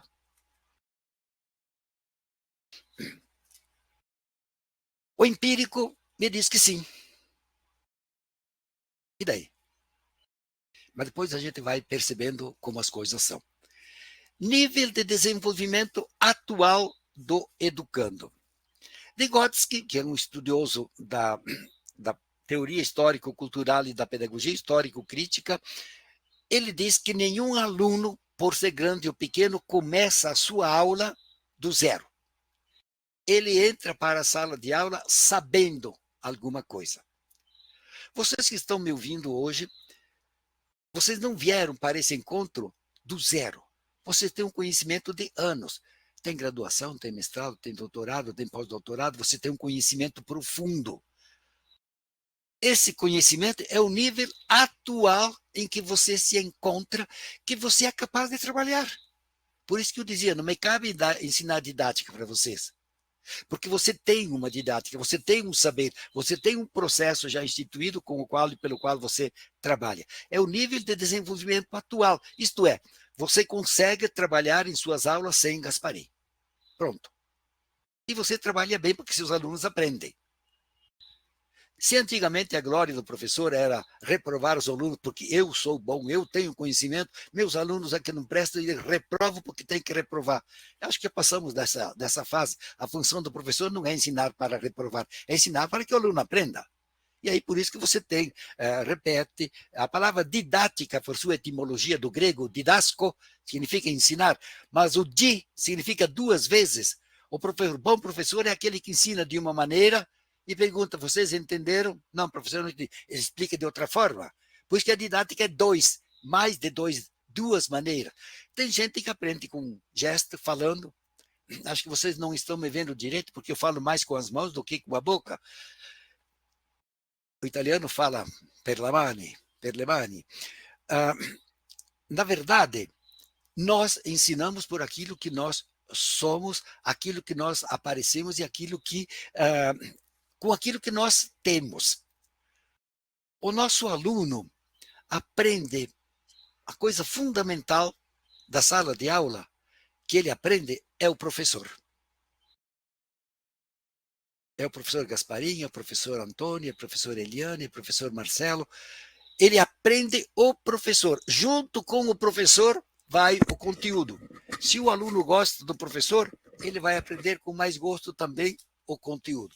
Se ele tem raiva do professor, ele vai aprender para fazer prova. Ele prefere esquecer o conhecimento porque vai esquecendo junto com a vontade de esquecer o professor. Mas o nível de desenvolvimento atual é aquele momento em que você diz, eu sei dar aula, ponto. Posso dar uma aula mais interessante? Pode. Então vamos aprender. Somos eternos aprendentes. Nós, adultos, temos que aprender continuamente a nos adaptar às novas circunstâncias, aos novos modos, aos novos jeitos. Tudo é, ao mesmo tempo, estável e mutável. Por quê? Porque as coisas se alteram. As coisas se alteram. E nós temos que caminhar dentro disso. Então, o desenvolvimento do nível atual significa que é aquele nível em que você consegue trabalhar sem precisar de outros porque você já aprendeu. Isso não é ruim, não significa que você não saiba. Significa exatamente que você sabe aquilo que é preciso para aquele momento. Se você puder acrescentar algo à sua concepção, você vai aprender. O nosso aluno, ao entrar em sala de aula, qualquer que seja o nível, ele já tem um conhecimento. Se é um aluno que não é alfabetizado, ele já sabe falar. Ele aprendeu em casa, ele conhece um monte de coisa, mas ainda não aprendeu o alfabeto. Não aprendeu a escrita, não aprendeu a letra cursiva ou representação dos fonemas. Mas ele tem um conhecimento. Ele não vai para a aula do zero. Ah, mas a criança vai para a creche e não sabe nada. E por que teria que saber? Ela sabe chorar, já é bastante. Ela sabe, ele está se comunicando. Um aluno de segundo grau, um aluno de ensino superior, ele vai à aula, para a sua aula, para o seu conteúdo, sobre o qual ele já tem um certo conhecimento. Poderá não ser o conhecimento científico que você vai trabalhar com ele, porque ele não tem obrigação de tê-lo aprendido até aquele momento. Mas ele tem uma noção. Pode ser que ele não tenha uma noção muito clara do que é a queda dos corpos. Por que os corpos caem? Porque caem. Por que uma pedra cai? Porque ela estava lá em cima. Mas ele sabe que a pedra cai. Ele sabe que se pular da janela pode se machucar ou pode até acontecer algo pior. Uma professora de geografia, que está aposentada, agora está em Salvador, ela morava no sítio, e quando a criançada fazia uma bagunça, ela se enfezava e dizia em casa, era professora, mas em casa era mãe. Ah, meus filhos, vamos brincar lá fora, pelo amor de Deus, vamos brincar lá fora, deixa a mãe em paz. E a criançada ia brincar lá fora. Por acaso, e por necessidade, mudaram para um apartamento na cidade. E a mãe continuou dizendo, quando eles brincavam ou faziam muito bagunça, criançada, vamos brincar lá fora. Os meninos iam na janela e diziam, mãe, aqui não tem o lá fora. É só lá embaixo. Onde é que eu vou brincar? Ou seja, nós nos habituamos a conviver com a realidade. Por quê? Porque é isto que nós somos capazes de fazer. Então, ninguém vai à aula começando do zero. Você foi fazer graduação, você tinha, no mínimo, a pré-creche, a creche, a de infância, você tinha primeiro ano, segundo ano, ensino fundamental, ensino médio, ensino técnico, você tem um monte de conhecimentos. Você terminou a graduação, nossa, agora terminei os livros, você dizia antigamente, terminei o estudo. Que nada. Você vai fazer uma especialização, você vai em mestrado, você vai em doutorado, você vai em pós-graduação, você vai em pós-doutorado. Ou seja, nós sempre temos níveis de conhecimento que nos propiciam a condição de sermos trabalhadores e sermos capazes de executar porque aprendemos. Então, nós nunca começamos do zero. Vocês começam do ponto em que vocês se encontram. Esse é o ponto de entrada do nível dos nossos alunos. A pergunta que vou fazer agora e depois vou repetir mais adiante. Quando nós começamos a nossa aula, de que forma a gente começa? Nós sabemos o que os alunos sabem sobre o conteúdo que eu vou ministrar? A aula tradicional parte do princípio que não. O aluno vai à escola para aprender. Eu diria, na pedagogia histórico-crítica, o aluno vai à escola para aprender mais aquilo que ele já sabe bem. Se você está aprendendo alguma coisa para a sua aula que você vai ministrar, parte do pressuposto que aquilo que você faz da melhor forma possível hoje, porque você sabe. Se a minha fala ajudar você a fazer melhor, faça, aprenda, vá em frente. Mas o que você faz hoje é o melhor que você pode fazer para o seu trabalho como docente. Isto é o que eu começo com os nossos alunos para a gente poder dialogar com eles sobre o processo de conhecimento que a gente vai transmitir dentro da totalidade social. Eu sei que isso é um pouco difícil, porque parece que a gente agora só tem que falar em totalidade social. Não. O que eu estou dizendo é que o nosso conhecimento, que o nosso trabalho, que o nosso fazer não está fora da sociedade. Porque aqui na escola é assim, mas lá fora, gente, não existe um lá fora. A escola é um lá fora. É uma instituição social. Então, é nesse sentido que nós trabalhamos. Bem. Professor, a Bruna, ela levantou a mão e ela deseja fazer uma pergunta. Ela pode fazer agora? Pode fazer. Bruna, por gentileza.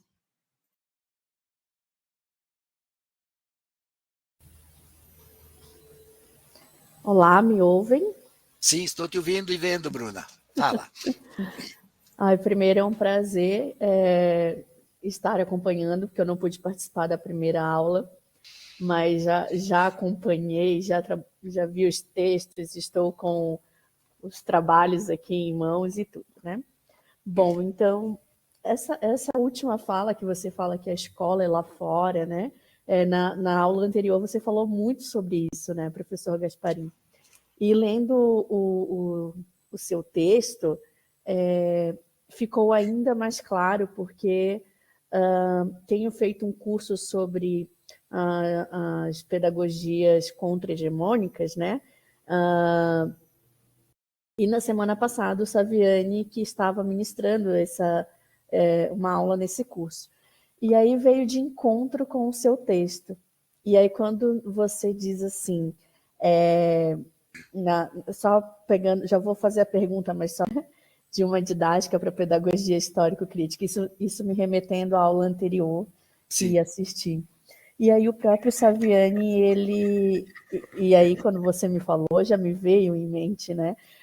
só poderia ser o próprio, dizer que na verdade não, Gasparim, não é para mudar o título, porque é uma didática dentro da PHC, dentro da pedagogia histórico-crítica, que há um universo de possibilidades. Você está nos trazendo uma didática, que eu não diria uma didática, mas um leque de possibilidades para nós, docentes ou demais servidores do IFSC, podermos estar trabalhando dentro dessa instituição, que tem, como você trouxe nos seus fundamentos no projeto pedagógico, né, a pedagogia histórico-crítica, mas no nosso dia a dia a gente não consegue desenvolver.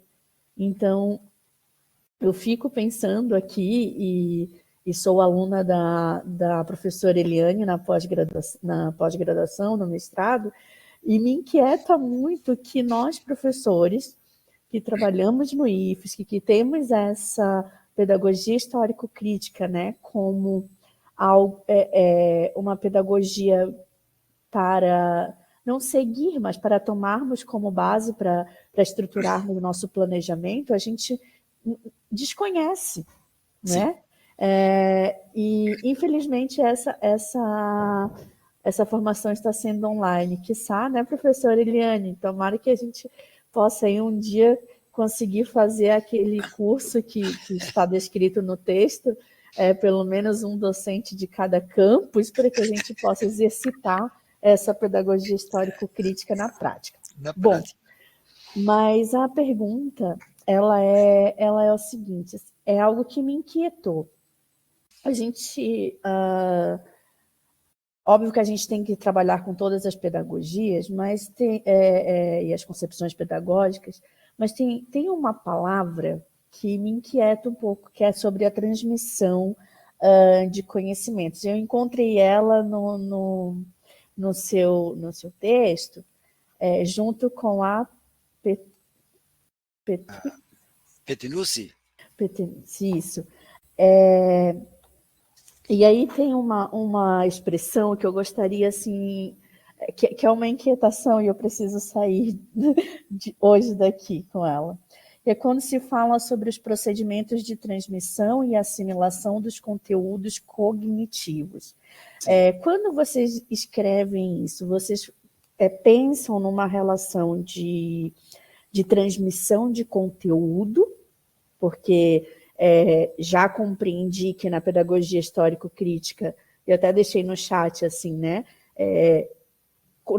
Conteúdo e processo de ensino e aprendizagem, não é ensino, aprendizagem.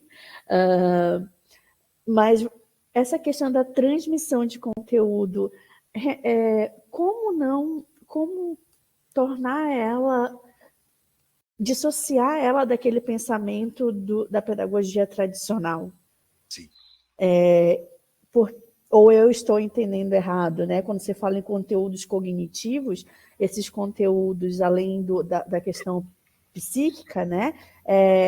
Tem também a questão curricular. Então, você poderia apenas esclarecer, assim, porque no texto ficou um pouco uma inquietação, assim, para mim como docente, e na sua fala também. E muito obrigada por estar aqui nos dando essa formação.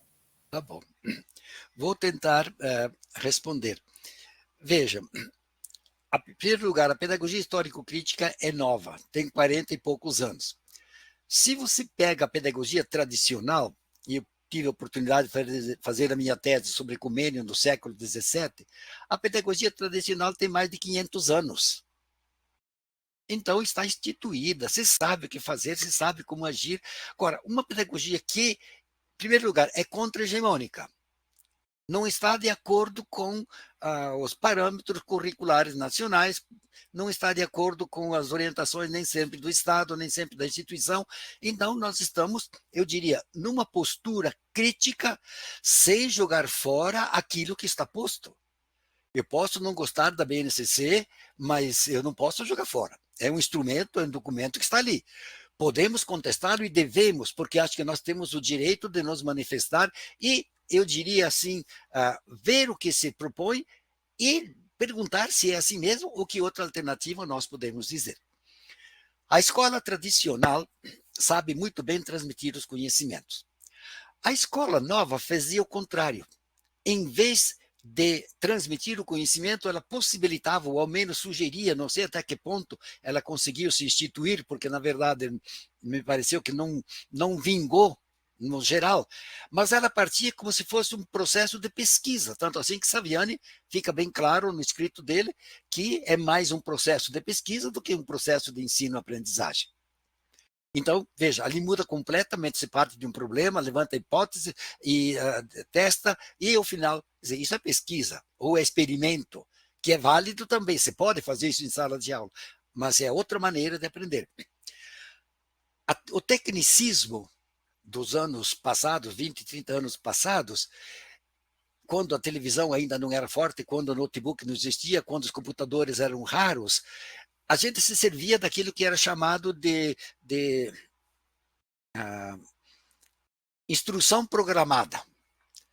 Em 1974, eu fiz o meu mestrado na PUC em Porto Alegre com livros escritos por professores da Federal do Rio Grande do Sul e da PUC do Rio Grande do Sul sobre a aprendizagem de conteúdo por educação planejada, ou seja, você tinha um livro escrito de tal forma como se fosse o computador que você tem passos a seguir. Então, você está lendo o texto aqui, muito bem, você leu até aqui, passe para a página 28 e responda as perguntas tais. Aí, na página 25, tinha a resposta. Se você acertou, muito bem, volte à página 7 e continue. Se você errou uma pergunta, volte à página 18 e reia. Quer dizer, era esse o processo. A pedagogia histórico-crítica, ela tem um processo um pouco diferente, que eu vou tentar responder um pouquinho agora, mas depois, durante o transcorrer dos outros próximos 2 encontros, a gente vai explicitar com maior clareza. Mas eu acho que vou te dar uma informação e depois você me pergunta novamente, porque às vezes a gente enrola e a pessoa fica enrolada e acha que tá bom. Não, eu gostaria que você continuasse na sua pergunta com todo o direito a eu não respondê-la se não souber, e daí a gente pesquisa juntos. Mas veja, a transmissão hoje do conhecimento pode ser feita pelo professor em sala de aula ou via online, como estou fazendo agora. Mas também pode ser feita a transmissão do conhecimento pelo celular, pelo computador, pelo notebook, por todos os meios de comunicação que existem, por uma palestra, por uma conferência, por uma participação num evento, mas é sempre transmissão de conhecimento. E às vezes, por exemplo, as pedagogias ativas, ou muitas delas, ou o próprio Piaget, fala mais em descobrimento e redescobrimento do conhecimento. Ou seja, a gente deveria conduzir o aluno para que ele redescobrisse, ou que descobrisse o conhecimento. É válido, mas eu acho que é difícil para um aluno, imagine um aluno de 4º ano, um aluno de 5º ano, descobrir o conhecimento sobre o qual ele não tem noção nenhuma. Então, eu acho que a transmissão do conhecimento significa pôr à disposição aquilo que historicamente foi produzido, que está posto, que está ali. Posso não gostar, mas eu não posso negar que água é H2O. Isso não é meu, isso está posto. Eu tenho que ensinar isso, goste ou não goste. Não é aquela H2O que tem ali água saborizada que está no comércio, mas a composição, a fórmula da água não é minha, eu tenho que transmiti-la. E o aluno tem que saber o que é H, o que é O e o que é 2, e não porque é outra. Então, vamos dizer, este é o conhecimento clássico. Tem que aprender isso, não importa se você gosta ou não da água. Só que a água tem isso como histórico, como conhecimento já instituído, que está posto. Eu tenho que transmiti-lo para que o aluno aprenda. Este é o significado da água, o significado do conteúdo historicamente. Pode ser em história, em geografia, em matemática, as coisas todas. E veja, enquanto você está transmitindo este conhecimento específico, histórico, clássico de Saviani, clássico não é o velho, clássico é aquele que perdura, aquele que está posto, aquele que está ali. Há um livro escrito por um italiano, Ítalo Calvino. O título do livro é Por que ler os clássicos? Há 14 motivos por que se devem ler os clássicos. E um deles é o seguinte: por que ler os clássicos hoje, quando há tanta literatura, tanto conhecimento disponível nos recursos da informática e da telecomunicação? Por que ler os clássicos nos livros? Ele pergunta, a questão é, qual a razão de ler os clássicos quando nós não precisamos mais deles? Eu diria, por que ler Camões hoje? Por que ler Paulo Freire hoje? Por que ler fulano de tal? Por que ler Vygotsky? Por que ler Piaget? Quer dizer, a transmissão do conhecimento parte do pressuposto seguinte: as gerações novas e antigas, e todas elas, têm que partir de um determinado ponto, daquilo que elas conhecem, mas eu tenho que lhe comunicar aquilo que elas ainda não conhecem de forma sistematizada, lógica, coerente. Essa é a função da transmissão. O conhecimento você tem na sua mão. Se quer saber o que significa mesa, você não precisa pedir a um professor, você clica lá no seu celular e você acha o conceito de mesa. Então, o conhecimento não está mais no professor, na cabeça do professor. O conhecimento está nos meios de comunicação, está nos objetos, está nas coisas. Aí tem até a inteligência das coisas. A minha inteligência já não chega lá nunca, mas é as inteligências das coisas. Então, a transmissão, por uma determinada linha, foi considerada coisa horrível, tradicional, caótica, ou seja, ultrapassada, porque o importante para o aluno é descobrir o conhecimento. Sim, eu descobrir, contanto que você lhe dê os recursos para que ele descubra. E o primeiro recurso é a transmissão do conhecimento. É você dizer, olha, esse conhecimento é assim, assim, assim, a fórmula é essa, você tem que aprender isso, e aí você pode ir adiante. Porque para dar um segundo passo, você tem que ter o primeiro, tem que ter um ponto de partida. Depois que você der o primeiro, você pode dar o outro mais adiante. Mas é esse o processo. E quando se fala em transmitir conhecimentos cognitivos, acho que aí às vezes a gente erra um pouco, porque a nossa escola é absolutamente neutra, a nossa escola é insossa, é sem sal, é sem sabor, é sem doçura e sem salgadura, sem sal. A comida sem sal não vai, mas doce também não. Então, o conhecimento científico em si, ele não é neutro, mas ele não tem sabor.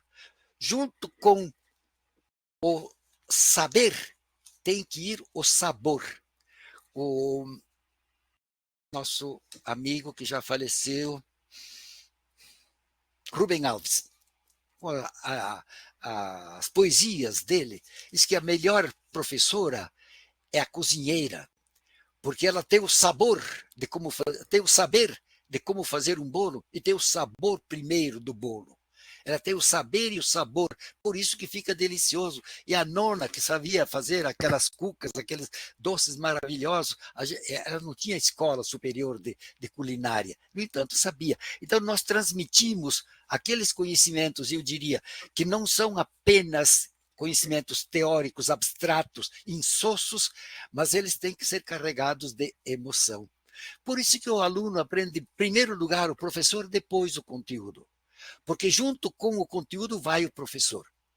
Ou seja, não precisa ser bonito ou ser feio, você tem que ser um professor que tenha competência, que conheça o conteúdo, que você conheça a metodologia, que você conheça a didática e que você conheça o aluno. Antigamente se perguntava o que é mais importante conhecer: o latim que você vai ensinar ou o Joãozinho que vai aprender o latim? As duas coisas. Se eu não sei latim, não vou ensinar latim. Se eu não conheço o Joãozinho, ele não vai aprender o latim, não vai aprender o português, não vai aprender a matemática. Ou seja, junto com o conhecimento científico, abstrato, teórico, sem sabor, tem que ir o sabor do gosto, do entusiasmo, da vida do professor, é a nossa profissão. E é complicado, porque os nossos alunos não são do nosso tamanho, da nossa idade. Eles têm 10, 12, 15 anos, são adolescentes. Eu não trabalho mais com adolescentes. Eu trabalhei muito tempo com adolescentes no ensino fundamental e médio e conheço um pouco a adolescência, inclusive dos meus filhos. Mas eu diria, a vida buliçosa, e hoje, eu diria assim, muito diferente pelo momento em que nós vivemos, os nossos jovens, é muito diferente. Por isso que, às vezes, os nossos conteúdos clássicos, eles não agradam aos alunos. E é uma das artes do professor é tornar os conhecimentos clássicos de história, geografia, de ciência, de matemática, química, física, biologia, astronáutica, o que vocês quiserem, que tenha saber e sabor, ou seja, que ele engate com os alunos. Eu acho que é possível. Há alunos nesses encontros, especialmente na área de tecnologia, nossos alunos brasileiros também, como descobrem coisas. Mas não é do fazer nada, é de estudar, é se dedicar. Você tem que, eu diria assim, o conhecimento não entra por osmose na sua cabeça. Não adianta colocar o livro debaixo da orelha e deitar no travesseiro para ver se o conhecimento vem da prova de amanhã. Não é isso, não. Você tem que sentar a bunda e estudar. Você tem que ler, você tem que discutir, você tem que rever, você tem que escrever, tem que anotar. Pode ser no computador, pode ser no celular, onde você quiser, mas tem que fazer. E o fazer não é fazer com desgosto, é fazer com gosto. E aí nós teríamos que entrar na parte de como se prepara uma aula. Como se prepara. Veja, a minha aula começa quando eu entro na sala de aula, mas o preparo é diferente da aula. Por quê? O preparo trabalha com a lógica formal. Ou seja, você prepara o esquema, esse aqui, essa é a lógica formal. A aula não segue a lógica formal. Você pode começar o conteúdo e vai assim, segue também. Mas a lógica dentro da pedagogia histórico-crítica é a dialética. O seu momento primeiro de aula já é o final. Porque quando você fala um conteúdo, o aluno já pensa se vai cair na prova, para ser bem honesto. Então ele já liga, não é só, o aluno vai aprender ao final da minha aula. Nos últimos 10 minutos o aluno não aprende nada, quer aprender e ir embora. Está aguardando os livros, caderno que está com pressa de ir embora. Então, a aprendizagem se dá desde o primeiro momento da aula. Então, o planejamento, e nós vamos ver como se elabora um objetivo, como se elabora um planejamento dentro dessa perspectiva, ele não é um planejamento, eu diria, para ser seguido ipsis literis, tal e qual, mas ele é a norma, é a regra. Você tem que ministrar este conteúdo, mas a velocidade com que você vai trabalhar e a agitação dos alunos é que você tem que trabalhar dessa forma ou de outra e da forma mais razoável possível para envolver os educandos neste processo de conhecimento, que é aquilo que a gente faz, e eu diria, nós fazemos bem feito dentro daquilo que a gente conhece. Não sei se respondi. Se não respondi o suficiente, me pergunte de novo no próximo aula. Não, professor, me respondeu muito, muito perfeitamente. Obrigada, foi uma inquietação. E eu acredito que é isso, né? Quando a gente tem essas inquietações, e aí que não, até a colega Ana colocou que às vezes são expressões que estão tão enraizadas assim, que hoje a gente já vê com outros significados linguísticos, né? Mas é isso, muito obrigada pela sua exposição, e acredito que a gente ainda vai ver muito sobre planejamento aí. Obrigada. Sim, tá bom. Obrigada, Bruna, querida. Que bom a Bruna sempre conosco aqui nas nossas formações. Que coisa boa, Bruna. Bom te ver.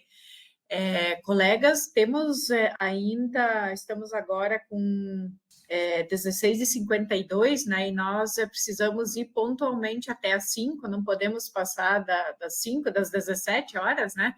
Em função de que os nossos intérpretes de Libras, eles têm uma limitação de horário e eles podem ficar com a gente somente até as 17 horas. Então, eu pergunto se alguém gostaria de fazer mais algum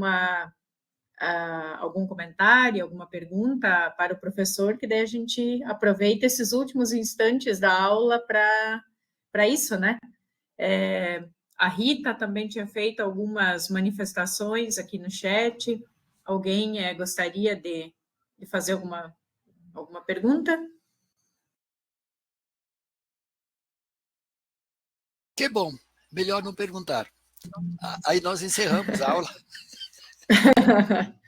A Gisele está escrevendo. Talvez a Gisele queira perguntar alguma coisa e ela esteja sem microfone ou impossibilitada. Vamos só aguardar um pouquinho aqui.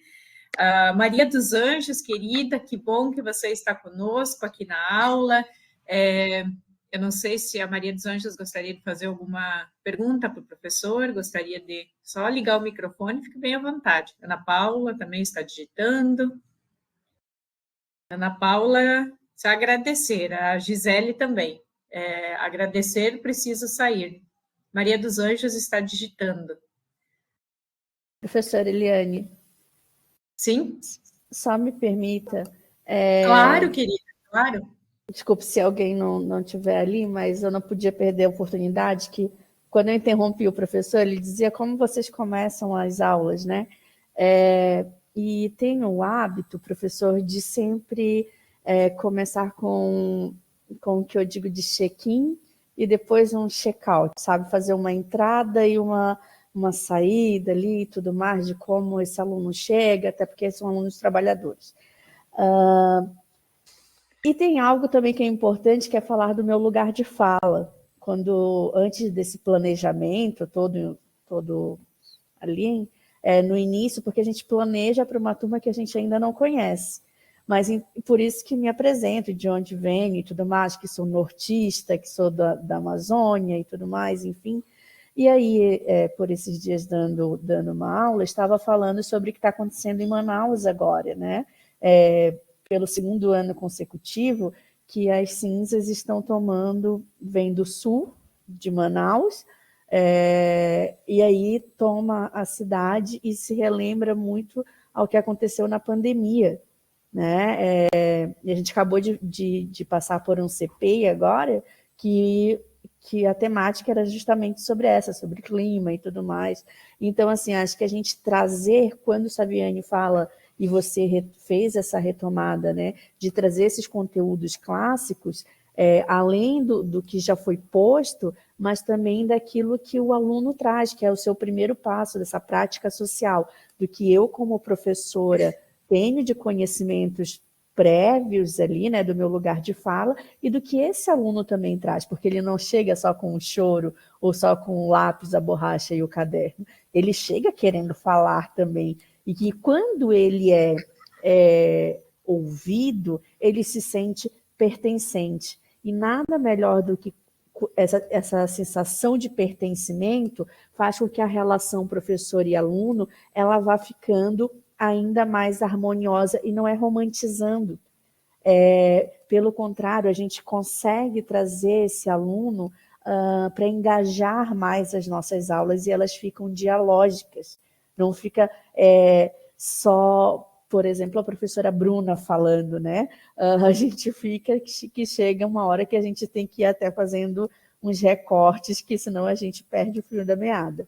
Então, eu gostaria só de compartilhar, assim, que eu começo as minhas aulas sempre trazendo um assunto, uma temática, ou eles trazendo, para que a gente possa dar início aí. E aí eu vejo que nos seus passos que você coloca isso como uma prática social que provavelmente vai se deslanchar e a gente vai aprender passo a passo nos demais encontros. Sim.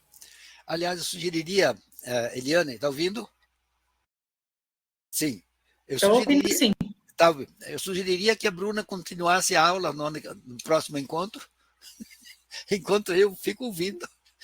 Muito bom, Bruna. É exatamente isso que a gente vai explicitar um pouco mais na aula, porque, vamos dizer, para fechar, a prática social vai se tornando específica de uma didática, de uma área de conhecimento, de uma disciplina, de um componente curricular.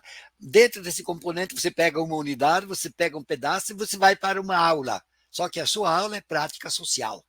Ela não está fora. Então, vamos dizer, você está numa prática, o aluno está numa prática, e esta dialogicidade, esse diálogo é que possibilita que o aluno se interesse por aquilo que ainda não é desconhecido. Eu seria capaz de dizer assim, se você não pode obrigar um burro a tomar água. Eu conheço porque morei no sítio e trabalhei com animais. O burro empaca. não vai tomar água e não adianta levá-lo, não adianta dar-lhe um balde de água que ele não vai.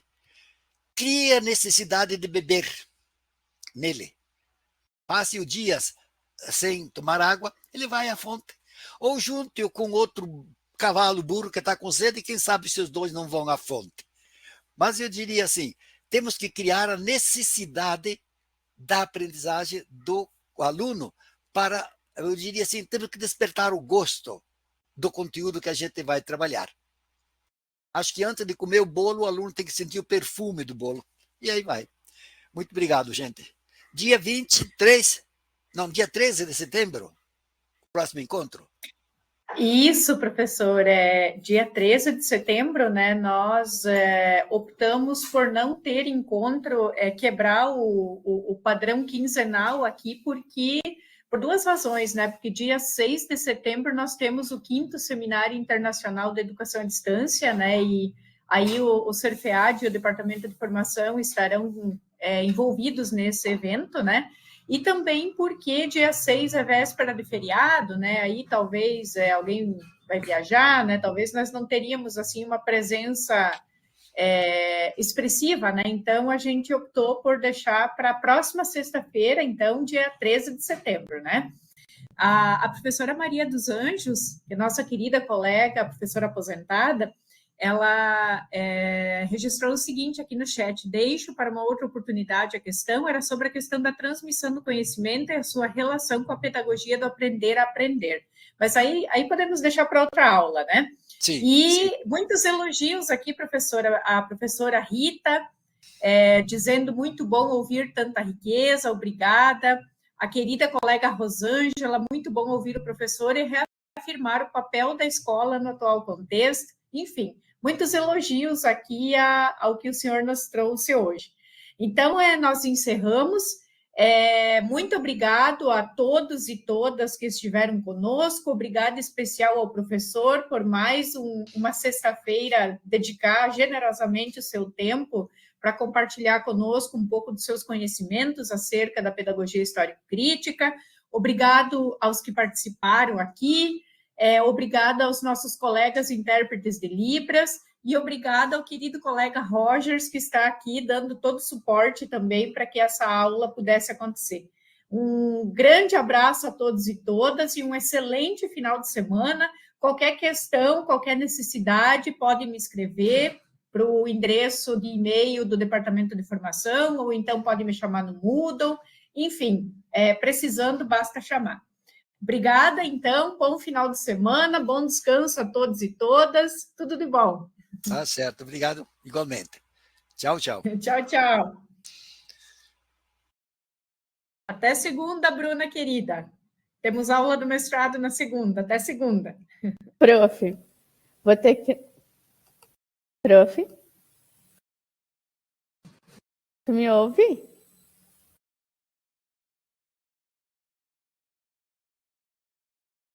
Ai, ai. Oi, está me ouvindo?